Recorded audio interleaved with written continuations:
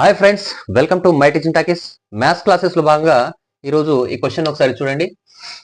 154 చదరపు మీటర్ల భూవైశాల్యం కలిగి ఉండి ఎత్తు 24 మీటర్లు ఉండే విధంగా ఒక శంఖాకారపు గుడారం నిర్మించడానికి కావలసిన బట్ట ఎంత? ఒక శంకువు ఆకారంలో, ఒక కోణాకారంలో ఒక టెంట్ ని ఏర్పాటు చేయాలంటే దానికి కావలసినటువంటి క్లాత్ ఎంత అని అడుగుతున్నాడు. కొన్ని మెజర్మెంట్స్ ఇచ్చిండు. సో శంకువు ఇలా ఉంటుంది. దీని యొక్క భూ వ్యాసార్థ వైశాల్యం ఇచ్చిండు. భూ వైశాల్యం అంటే శంకు యొక్క భూ వైశాల్యం ఇది సర్కిల్ లాగా ఉంటుంది అనమాట. సో దీని వైశాల్యం ఇచ్చిండు. ఓకేనా? భూ వైశాల్యం అనేది ఇచ్చిండు. మనకి ఈ క్లాత్ ఎంత కావాలి అని చెప్పేసి అడుగుతున్నాడు. అండ్ ఎత్తు అనేది కూడా ఇచ్చిండు అనమాట. ఇది ఆర్ అయితే ఇది హెచ్ అవుతుంది అనమాట. హెచ్. సో ఈ సెంటర్ పాయింట్ నుంచి పైనకు ఉన్నటువంటిది హెచ్ అవుతుంది. ఇది 24 మీటర్లు అని చెప్పేసి ఇచ్చిండు. సో మనకు ఏమి ఇచ్చిండు ఇక్కడ? 154 చదరపు మీటర్ల భూ వైశాల్యం అన్నాడు. శంకు యొక్క ఈ భూ వైశాల్యం చూడండి, ఇదేముంది, ఏ విధంగా ఉంది అంటే ఒక సర్కిల్ లాగా ఉంటది అనమాట. సో సర్కిల్ యొక్క వైశాల్యం ఇచ్చిండు మనకి. సర్కిల్ యొక్క వైశాల్యానికి సూత్రం ఏంది? పై ఆర్ స్క్వేర్. అది ఎంతకు సమానం? 154 కి సమానం అంట. ఓకేనా? అది 154 కి సమానం కాబట్టి దీని నుంచి ఈ ఆర్ ఫైండ్ అవుట్ చేయొచ్చు. ఆర్ అనేది మనకి ఇయలే, హెచ్ అనేది ఇచ్చిండు 24 అని చెప్పేసి. సో ఇది 24, హెచ్ అనేది ఇచ్చింది కానీ ఆర్ ఫైండ్ అవుట్ చేయాలి మనం. సో ఇప్పుడు దీని నుంచి 22/7 ఇంటూ ఆర్ స్క్వేర్ అని రాస్తాం. దట్ ఈక్వల్స్ టు 154 అంట. 22 అనేది దీంట్లో ఇది 11 2 జా 11 1 జా 11 4 జా క్యాన్సిల్ అయిపోతుంది. ఓకేనా? నెక్స్ట్ 2 1 జా ఇది 2 7 జా క్యాన్సిల్ అయిపోతుంది. Next R square is equals to అక్కడ 7 ఉంది అండ్ ఈ 7 కూడా ఇటు పోతుంది. ఓకేనా? అప్పుడు ఆర్ ఏమవుతుంది మనకి? 7 అవుతుంది. సో ఒక ఆర్కు ఒక ఆర్ అంటే స్క్వేర్ చేస్తే 7 వస్తుంది అనమాట. ఆర్ అనేది మనకి ఇప్పుడు 7 మీటర్లు అని చెప్పేసి తెలిసింది. ఆర్ అనేది 7 మీటర్లు తెలిసింది. హెచ్ అనేది ఉంది. మనకు కావాల్సిన బట్ట కావాలనుకుంటే, అంటే శంకువు నిర్మించడానికి బట్ట అంటే దాన్ని మనం శంకువు యొక్క ప్రక్కతల వైశాల్యం కావాలన్నమాట. సో ఆ శంకువు యొక్క ప్రక్కతల వైశాల్యం అడుగుతుండు మనల్ని. ప్రక్కతల వైశాల్యానికి సూత్రం ఏంటి? Pi r l. Pi value 22/7. R అంటే ఇక్కడ ఫైండ్ అవుట్ చేసినాం. మరి ఎల్ కావాలి కదా. ఎల్ అంటే ఏంది అని అంటే ఇగో ఈ ఏటవాలు ఎత్తు ఏదైతే ఉందో అది ఎల్ అనమాట. సో ఇది ఫైండ్ అవుట్ చేయాలి.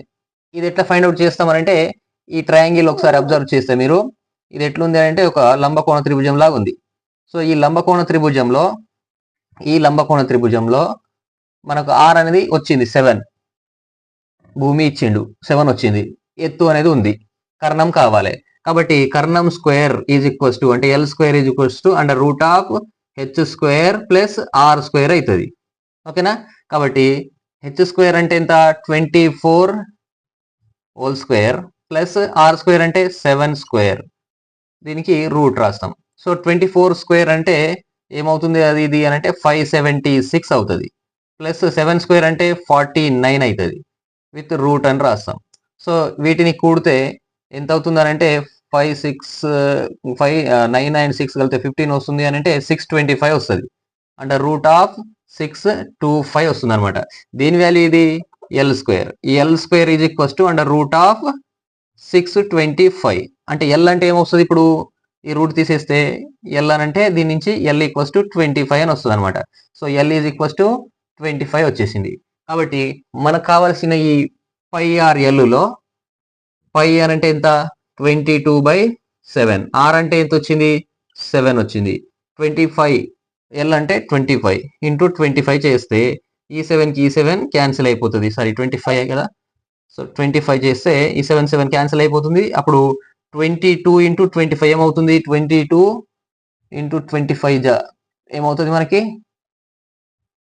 225 జా 50 అండ్ 225 జా 50 అవుతుంది. కాబట్టి 550 అనేది వస్తుంది అనమాట ఆన్సర్. సో 550 అనేది మనకు మీటర్ల బట్ట కావాల్సి వస్తుంది.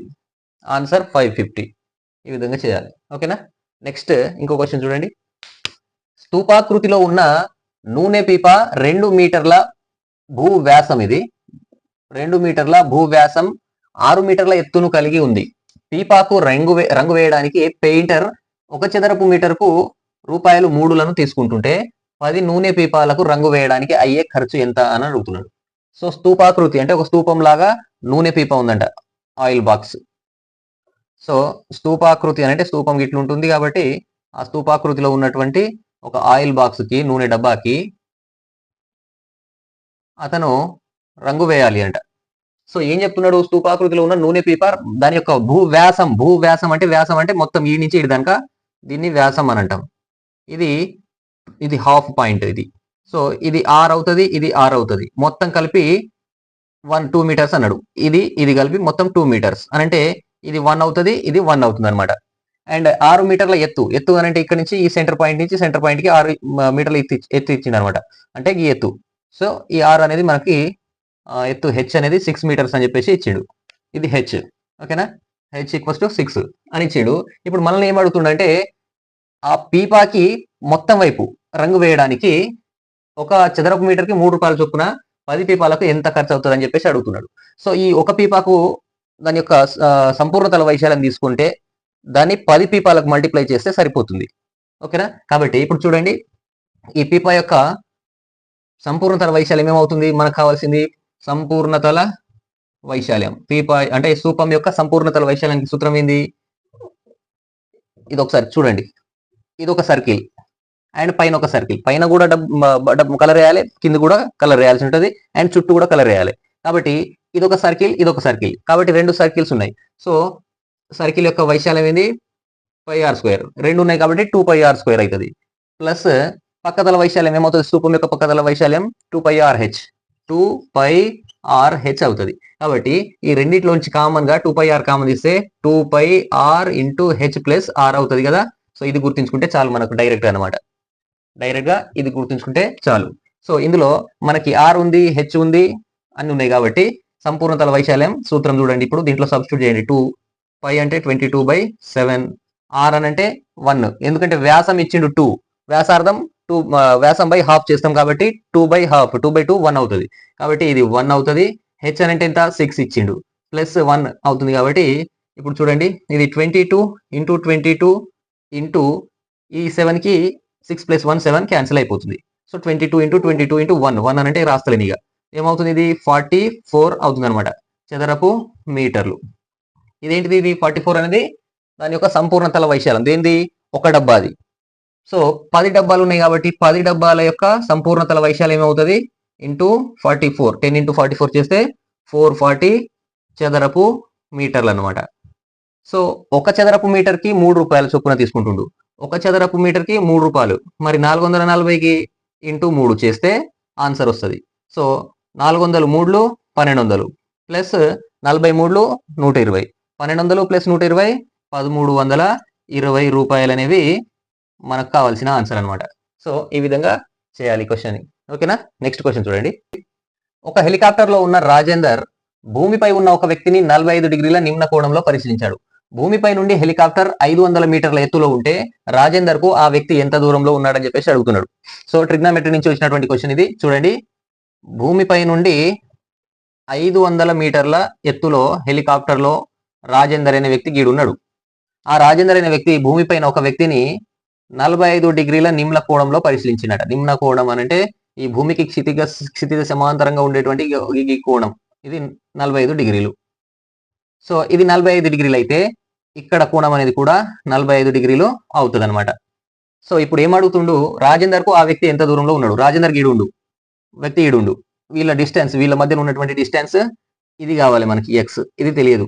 సో ఈ ఎక్స్ కావాలి అని అంటే మనకి ఎదురుగా ఉన్నటువంటి ఒక ఎదుటి భుజం ఇచ్చిండు. ఇది లంబకోణ త్రిభుజంలో ఎదుటి భుజం ఉంది, కర్ణం ఉంది, కర్ణం ఎక్స్ అనుకున్నాం. సో వీటి రిలేషన్ లో ఉన్నటువంటి నిష్పత్తిని తీసుకుంటే సరిపోతుంది అనమాట. కాబట్టి ఎదుటి భుజం అండ్ కర్ణం కలిగి ఉన్నటువంటిది sine. So sine 45 degrees is equals to ఎదుటి భుజం బై కర్ణం, ఎదుటి భుజం బై కర్ణం కాబట్టి 500/x అవుతుంది, ఓకేనా. సో మనకు ఎక్స్ వాల్యూ కావాలి కాబట్టి sin 45 ఏమవుతుంది, 1/√2 అవుతుంది అనమాట. దట్ ఈక్వల్స్ టు 500/x అని రాస్తాం. ఎక్స్ ఇటు పోయింది అనుకోండి, ఇటు వచ్చేస్తుంది, ఇది అటు పోతే √2 ఇంటూ 500 అవుతుంది. సో ఓవరాల్ గా ఎక్స్ వాల్యూ అనేది 500√2 మీటర్స్ అని చెప్పేసి చెప్తాము. కాబట్టి ఈ రాజేందర్ అనే వ్యక్తి నుండి ఆ వ్యక్తికి ఉన్నటువంటి డిస్టెన్స్ 500 ఇంటూ √2 మీటర్లు దూరం అని చెప్పేసి సింపుల్ గా ఆన్సర్ చేసేయచ్చు అనమాట.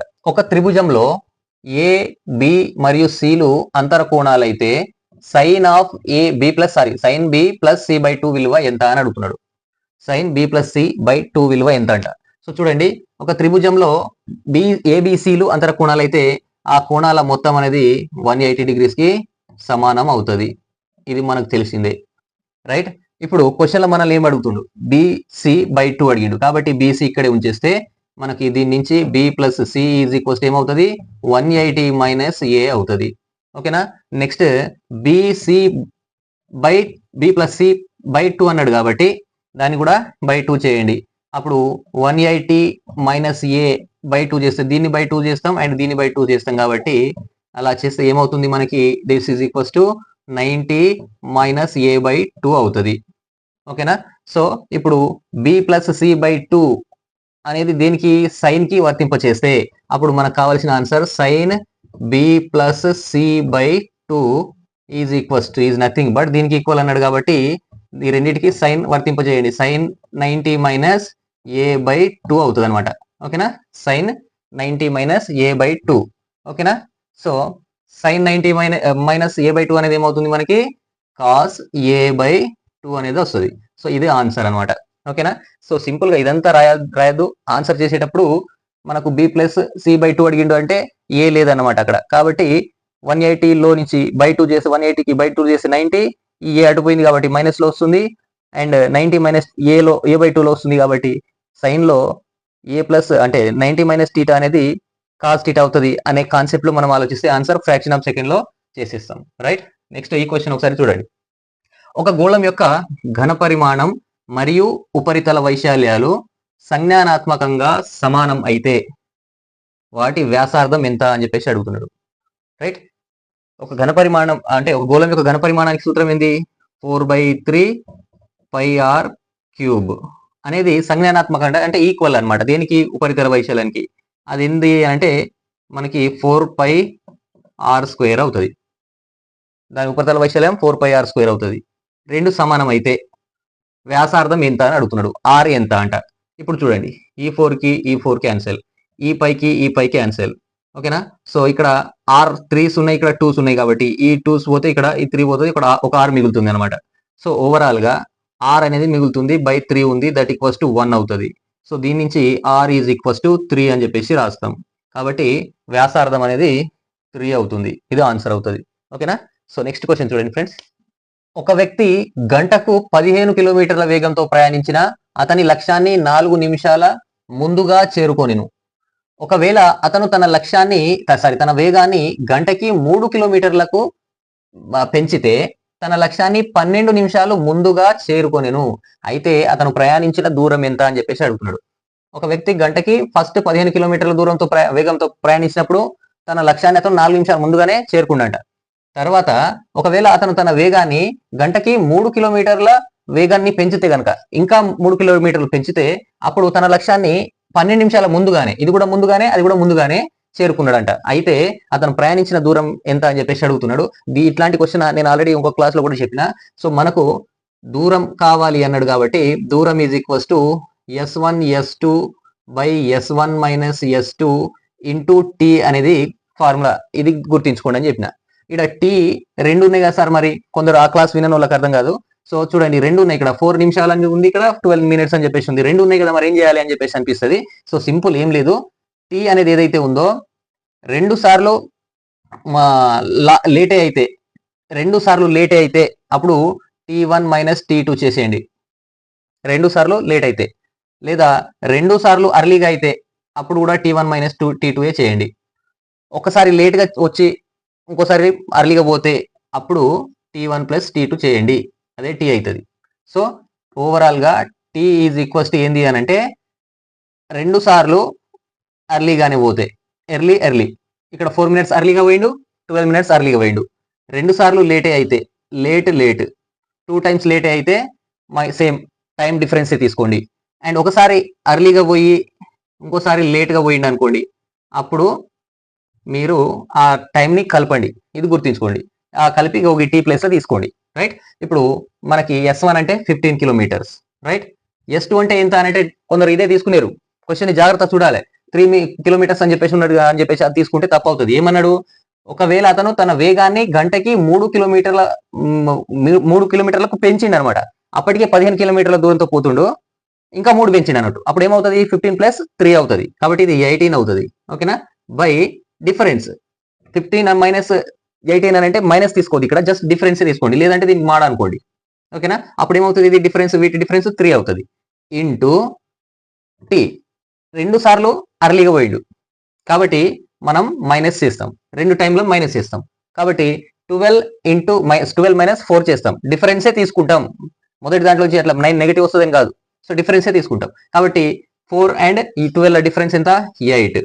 సో ఇవి మినిట్స్లలో ఇచ్చిండు, కానీ మనకి కిలోమీటర్ల అనేది గంటకి ఇచ్చిండు కాబట్టి దీన్ని గంటకి కన్వర్ట్ చేస్తే బై 60 చేస్తాం. ఓకేనా, రైట్. ఇప్పుడు చూడండి, మనకి ఏమైనా క్యాన్సిల్ అయితే అని చూడండి ఒకసారి. 6 అనేది క్యాన్సిల్ అవుతుంది, 15 4 క్యాన్సిల్ అయిపోతుంది, కాబట్టి ఇది పోయింది. నెక్స్ట్ ఇది 3 1 జా, ఇది 3 6 జా క్యాన్సిల్ అయిపోయింది. ఓకేనా, నెక్స్ట్ ఇది 2 2 జా, ఇది 2 4 జా క్యాన్సిల్ అయిపోయింది, మళ్ళా పోయింది 2 టైమ్స్, 6 ఇంటూ 2 మిగిలింది. కాబట్టి 12 కిలోమీటర్లు అనేది ఆన్సర్ అనమాట. చాలా సార్లు అడిగినటువంటి క్వశ్చన్ ఇది. సో గుర్తించుకోండి, సింపుల్ గా ఈ ఫార్ములాని గుర్తించండి. S1 S2 by S1 minus S2 డిఫరెన్సే తీసుకోవాలని చెప్పిన, ఇది కూడా డిఫరెన్సే తీసుకోవాలి. ఒకవేళ లేట్ అర్లీ అయితే మాత్రం కలపాలి, లేదంటే 2 సార్లు లేట్ అయినా 2 సార్లు అర్లీగా అయినా డిఫరెన్సే తీసుకోవాలి. ఓకేనా, ఈ విధంగా చేయండి.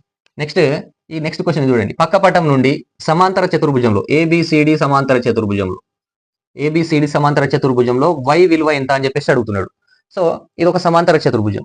సో సమాంతర చతుర్భుజానికి నియమాలు ఏమి ఉంటాయనంటే, 2 ఆసన్న కోణాల మొత్తం 180 డిగ్రీస్ అవుతాయి. ఆసన్న కోణాలు అంటే angle A plus angle B equals to 180 అవుతుంది ఆసన కోణం. ఇవి 2 ఆసన కోణాలే. And angle A plus angle D కూడా 180 అవుతుంది. Angle A plus angle D is also 180 degrees అవుతుంది. అండ్ ఎదుటి కోణాలు సమానాలు అవుతాయి. Angle A is equals to angle D అవుతుంది, comma angle B is equals to angle C, ఇది C అవుతుంది, యాంగిల్ D కి సమానం అవుతాయి. And same యాస్టిస్ B and C అనేవి కూడా ప్లస్ చేస్తే 180 రావాలి, C అండ్ D ప్లస్ చేస్తే కూడా 180 రావాలి. సో మనకు ఓవరాల్ గా y విలువ అడుగుతున్నాడు. సో దీన్ని బట్టి చూడండి, ఇక్కడ ఏదైనా మనం ఎక్స్లలో ఉన్నాయి కాబట్టి A అండ్ D తీసుకోండి. A అండ్ D తీసుకుంటే ఈ రెండింటిని తీసుకోండి.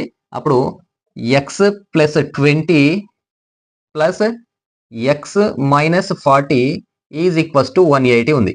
ఓకేనా, సో అది 180 ఉంది. ఇప్పుడు x ప్లస్ x 2x అవుతుంది. తర్వాత ఇది ప్లస్ 20, ఇది మైనస్ 20, కాబట్టి మైనస్ 20 అవుతుంది. ఇది that equals to 180, right. 2x is equals to, ఇది అటుపోతే 200 అవుతుంది. దీని నుంచి x వాల్యూ వస్తుంది మనకి 100. ఓకేనా, ఇది క్యాన్సిల్ అవుతుంది. కాబట్టి x 100 వచ్చింది అని అంటే D వాల్యూ ఎంత, 100 ప్లస్ 20 అవుతుంది. ఓకేనా, యాంగిల్ D అనేది అంటే దీంట్లో angle B is equals to angle D అన్నాం కదా, కాబట్టి యాంగిల్ D అని అంటే ఎంత అవుతుంది మనకి, ఇక్కడ 100 ప్లస్ 20 అవుతుంది అనమాట. సో దట్ ఈక్వల్స్ టు 120 అనమాట. సో యాంగిల్ B అనేది కూడా 120 కావాలి, కానీ ఎక్కడ ఉంది, 10 ఉంది ప్లస్ y ఉంది. యాంగిల్ B లో y అనేది కావాలి కాబట్టి y అడిగాడు. దీనికి 10 కలిపితే మనకి 120 అవుతుంది, 110 కి 10 కలిపితే 120 అవుతుంది సింపుల్ గా.